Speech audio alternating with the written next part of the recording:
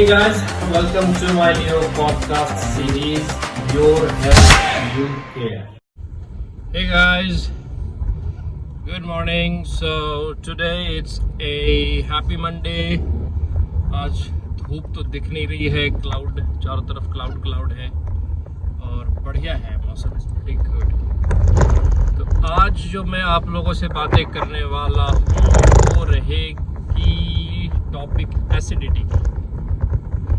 Acidity एक ऐसी topic है जो अगेन सबको होती ही है और बहुत सारे लोग तो काफ़ी लंबे टाइम तक इसको एक मेडिकल एलिमेंट ना मान के they just kind of adjust accommodate and बहुत मुश्किल से ही कभी इनको चांस लगता है कि चलो डॉक्टर को दिखाएं। तो एक हद तक ये बात ओके भी है क्योंकि एसिडिटी जो है लाइफस्टाइल से रिलेटेड है, तो उनको लगता है कि चलो किसी वजह से इस वजह से जो एसिडिटी हो रही है तो हो रही है।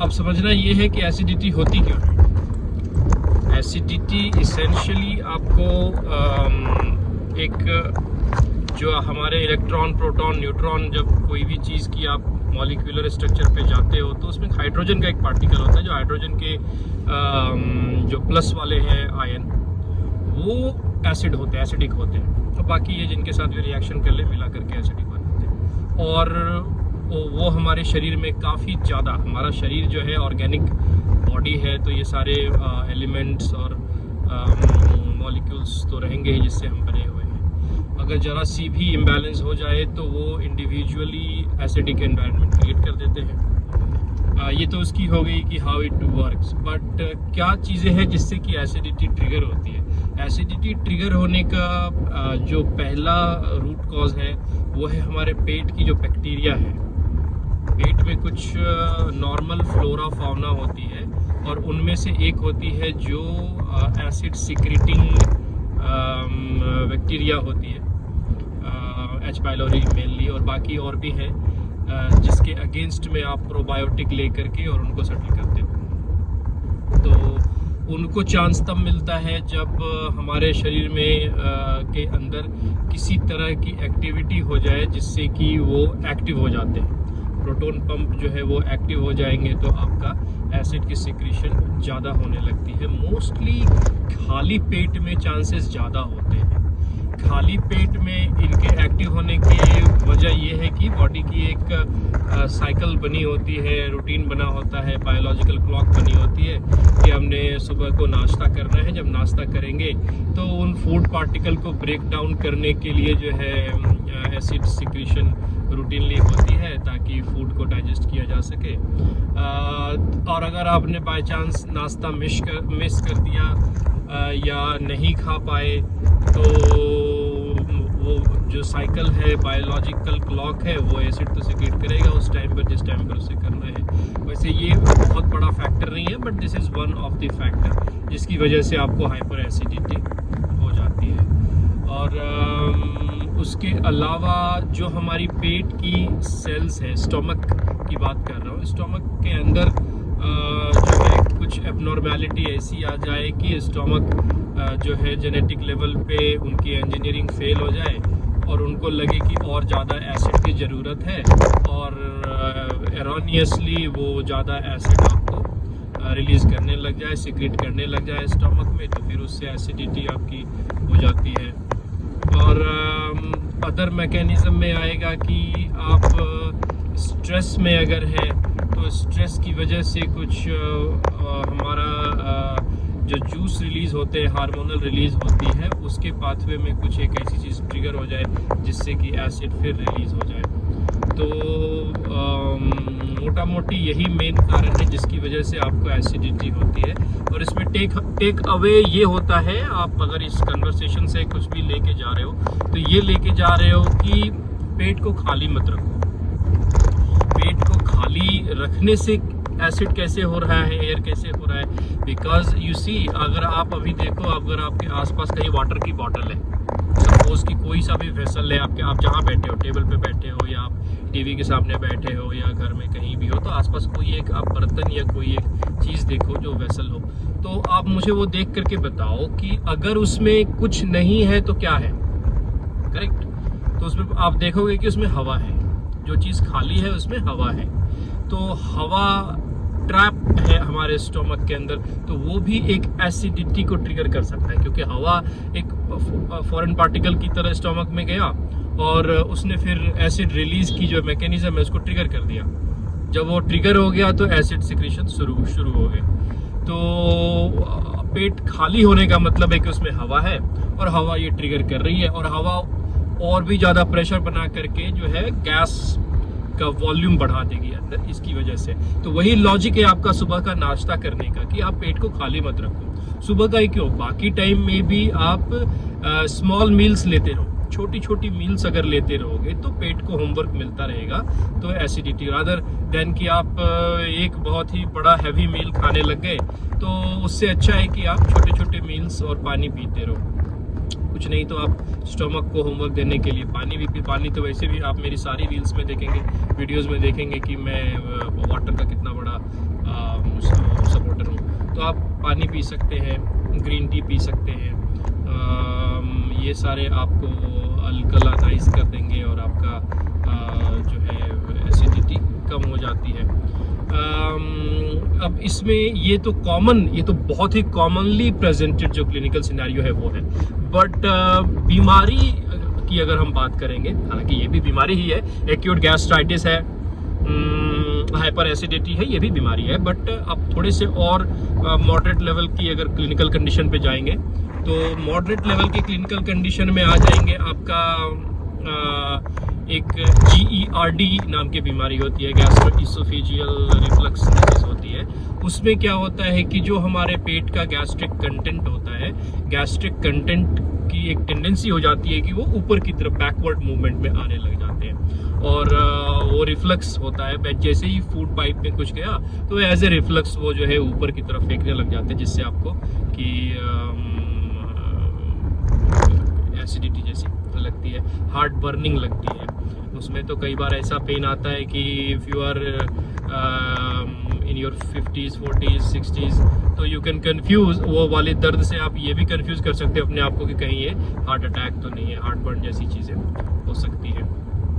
तो उसका भी ट्रीटमेंट जो है उसके लिए आपको किसी गैस्ट्रो के डॉक्टर को दिखा करके और मोटेलिटी की टेस्टिंग करके, आजकल तो बहुत एडवांस्ड से एडवांस्ड क्लिनिकल टूल्स आ गए हैं। हमारी I remember working in gastro department, तो हमारे पास ही डॉक्टर है जो एक्चुअली आपका मूवमेंट, आपकी फिजियोलॉजिकल उसकी डेटा कलेक्ट करके इसोफेगस की जो फूड पाइप है उसकी फिजियोलॉजिकल डेटा एनालाइज करके बताते हैं कि कहाँ पर मूवमेंट में डिसऑर्डर है, तो उसको फिर करेक्ट कर देते हैं, वेरी इजीली करेक्टेड। तो ये सब चीज़ें आप दिखा सकते हैं और पेट के डॉक्टर को कंसल्ट कर सकते हैं। अब इसमें और भी मॉडरेट से सीवियर लेवल की अगर डिजीज़ में जाएंगे तो मॉडरेट से सीवियर लेवल में आपको अल्सर फॉर्मेशन हो जाते हैं। तो ये जो पेप्टिक अल्सर होते हैं, इंटेस्टिनल अल्सर होते हैं, ये अल्सर इसेंशियली इनडायरेक्टली एक विशियस साइकिल में एसिडिटी क्रिएट कर देते हैं। पहले तो एसिड ज़्यादा रिलीज हुई तो आपको अल्सर हो गया, क्योंकि वो एसिड तो डिस्ट्रॉय करने की टेंडेंसी होती है एसिड की, तो उसने हार्म करना शुरू कर दिया आपके स्टोमक के वॉल को और इंटेस्टिन के वॉल को, और उसमें अगर घाव बन गया तो वो अल्सर का फॉर्म हो जाती है।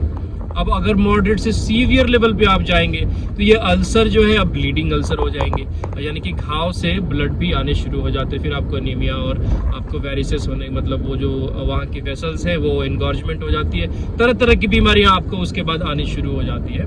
तो इन सभी को एड्रेस करना टाइमली बहुत इम्पोर्टेंट है।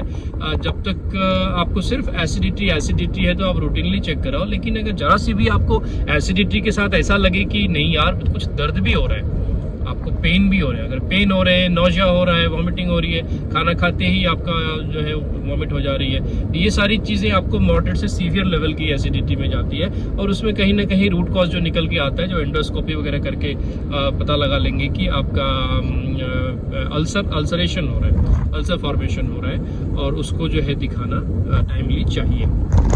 आप हमारी ओपीडी में आते हैं तो आपको हम एंटासिड और ये कुछ प्रोबायोटिक्स आपको दे करके, प्रीबायोटिक्स एंड प्रोबायोटिक्स, एंटासिड, कुछ और सप्लीमेंट, विटामिन, जो विटामिन बी खासकर है, बी की भी कमी रहती है स्टोमक में, तो वो सारी चीज़ें देकर आपको सप्लीमेंट कर देते हैं, तो यू फील फाइन।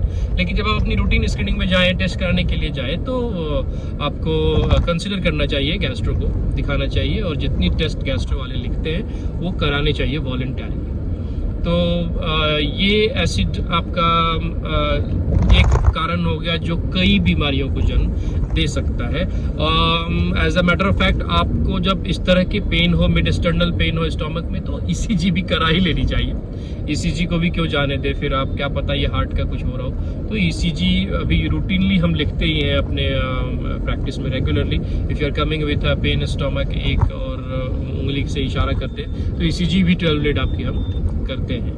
और एसिड सिक्रीटिंग ट्यूमर्स वगैरह भी हो सकते हैं, जो कहीं से अभी genetics mutation every moment is happening, तो उन सबको रूल आउट करना चाहिए। पेट में अगर दर्द हो रहा हो तो अल्ट्रासाउंड करा सकते हैं। और खाना आप इसलिए अब देखो, इसमें एक कन्वर्सेशन का थोड़ा सा जो पॉइंट है वो थोड़ा सा शिफ्ट होगा कि what kind of food and dietary intake you should ideally, आपको क्या खाना चाहिए डे टू डे में, आपको किस तरह का फूड खाना चाहिए जिससे कि आप हेल्दी फील हो।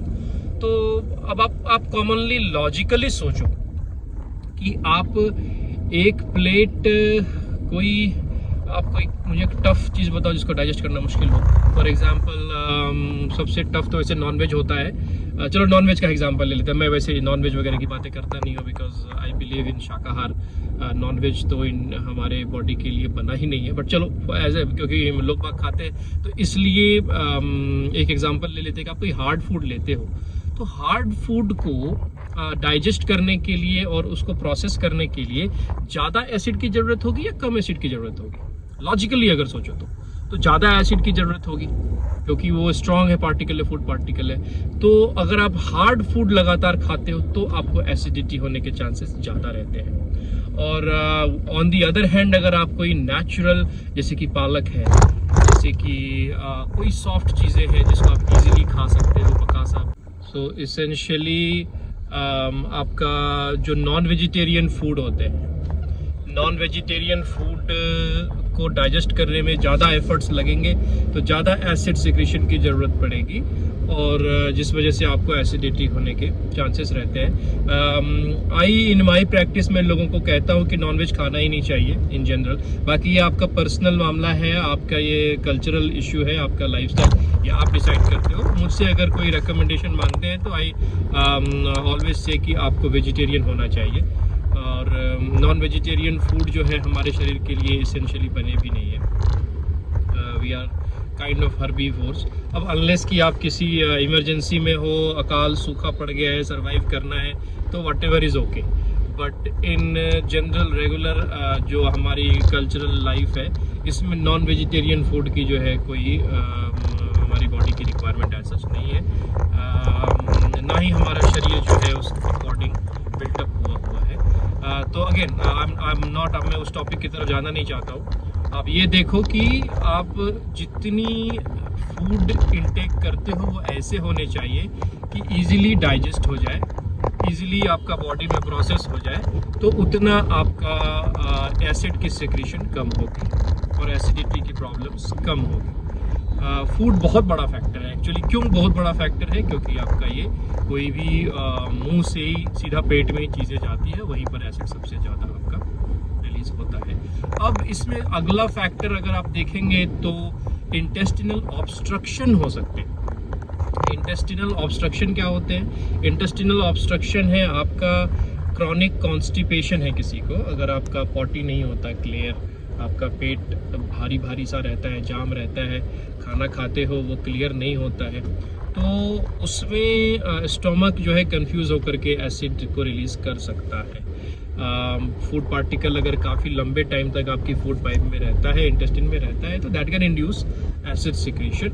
और ये अब एसिडिटी सिर्फ ऊपर के लेवल की नहीं रहेगी, अब ये जो एयर बोलेंगे उसको, जो मीथेन गैस और ये सारी मेटाबॉलिक वेस्ट है, उसमें भी गैसियस चीज़ें होती है। So now I am shifting the topic to just gases, flatulence rather than acidity, क्योंकि नॉट नेसेसरीली वो आपका एसिडिक है, वो मेटाबॉलिक वेस्ट है जो in the form of air है, और वो एयर ट्रैप हो गया है आपके इंटेस्टिन में, बड़ी आंत में, छोटी आंत में, और वो फिर अलग से डिस्कम्फर्ट आपको दे सकता है।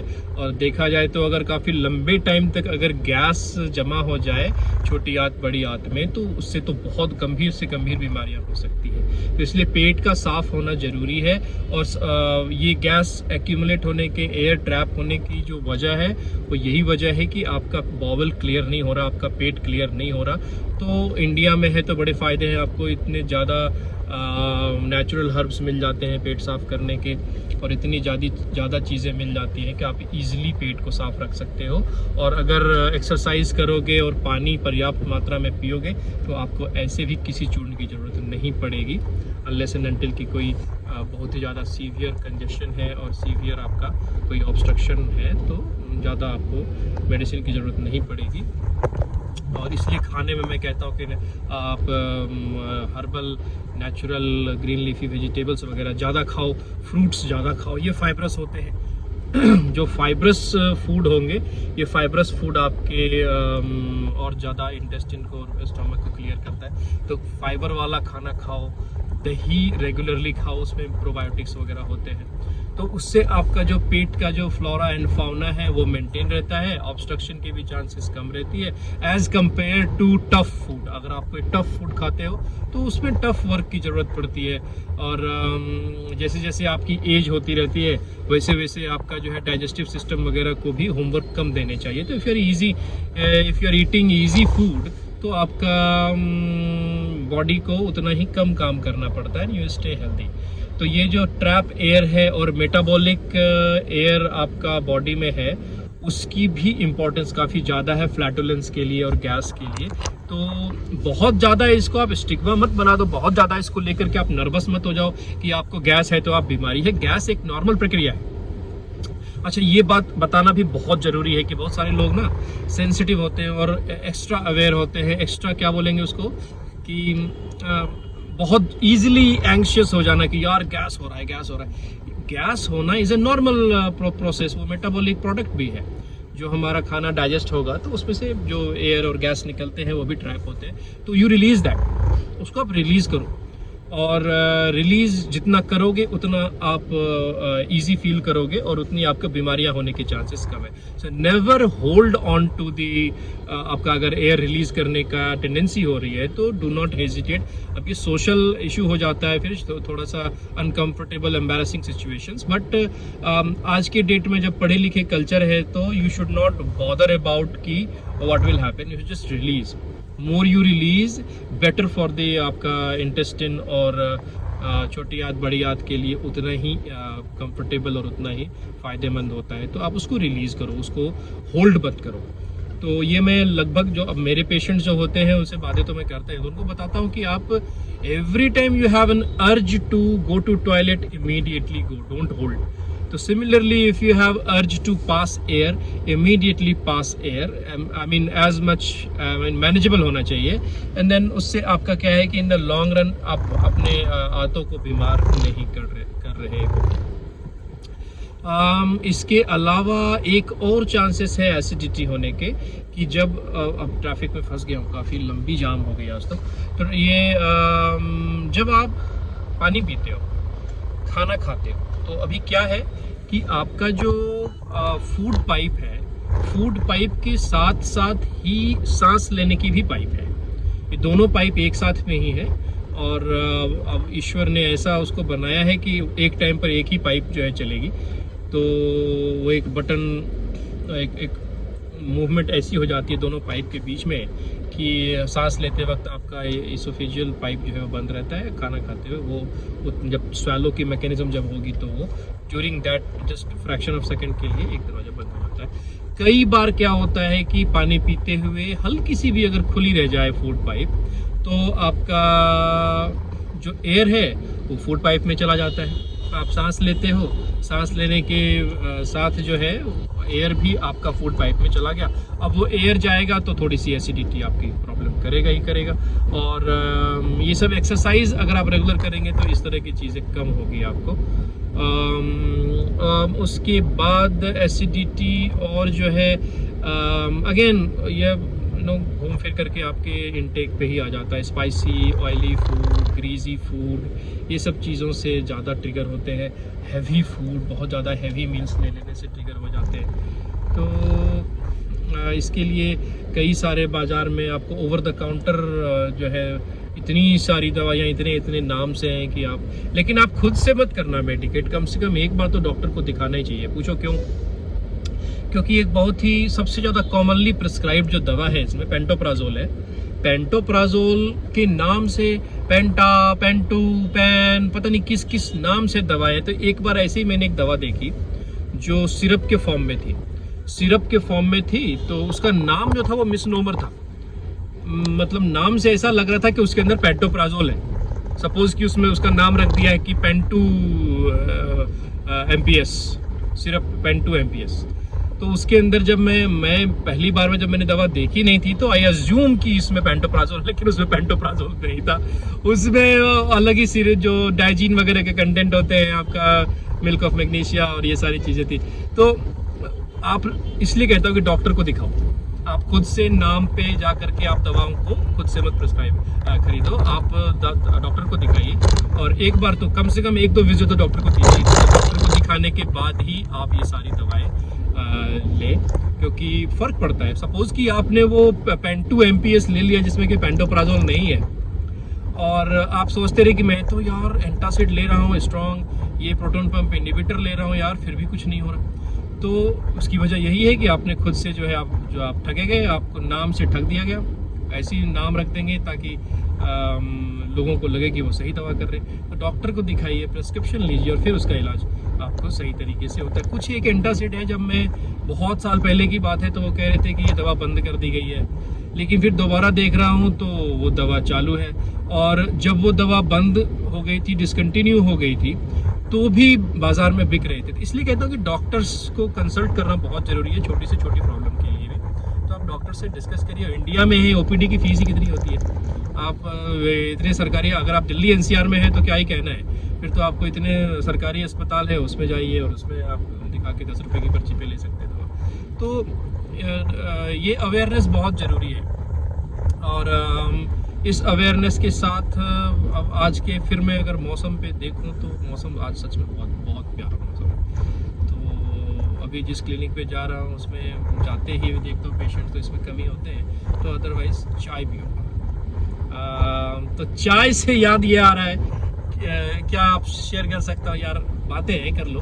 तो चाय जो है खाली पेट नहीं लेनी चाहिए। आप सुबह उठते ही चाय की तलब होती है तो खाली पेट मत लो ना। आप उसमें लिक्विड के साथ थोड़ा सा कुछ व्हाटएवर इज अवेलेबल, बिस्कुट खा सकते हो, बिस्कुट खा लो। और कई बार जो है काफ़ी अफोर्डेबल बिस्कुट्स हैं जो टेस्ट में भी बड़े अच्छे हैं। तो मेरे अगर आप देखोगे मैं क्या खाता हूँ तो मैं पतंजलि वाली बिस्कुट खाता हूँ। पतंजलि की बिस्किट है वो दूध वाली, आई थिंक पतंजलि दूध करके कुछ है, तो बहुत टेस्टी और बहुत सस्ती है। तो यू कैन ट्राई कि कुछ तो पेट में डाल लो आप कुछ ड्राई फ्रूट्स वगैरह तो खैर स्ट्रॉन्ग हो जाएंगे। अगर आपने भिगो करके रखे हैं तो वो खा सकते हो। तो सुबह को अगर आप कुछ खा करके चाय पीते हो तो आपको एसिडिटी होने के चांसेस कम रहते हैं। ठीक है जी। एंड इफ़ एनीथिंग आप मुझे कांटेक्ट कर सकते हो। आप चैनल तो ये सब्सक्राइब करो, आपके फ़ायदे की ही बात है। और जिनको आपको लगता है कि सोशली जो है वो स्ट्रेस्ड आउट है गैस को लेके, एसिडिटी को लेकर के, तो उनको ये शेयर भी कर सकते हो। रादर आप अपने दोस्तों को भी बता सकते हो कि आप ये वीडियो देखो तो पता चलेगा कि इतने सारे जो अपने वहम पाल रखे हैं वो कितने सही है कितने गलत है। प्रेस्क्रिप्शन मेडिसिन के लिए अगेन गैस्ट्रोएंटरोलॉजिस्ट, जनरल फिजिशियन, जो भी आपके आसपास के डॉक्टर हों उनको कंसल्ट करेंगे। रेस्ट अश्योर्ड ये एक ऐसी प्रॉब्लम है जिसको बहुत ईजिली मैनेज किया जा सकता है, तो इसको लेकर के पैनिक नहीं करेंगे। And I wish you guys all the best and have a great day. आज दिन बहुत बढ़िया है। Take care guys.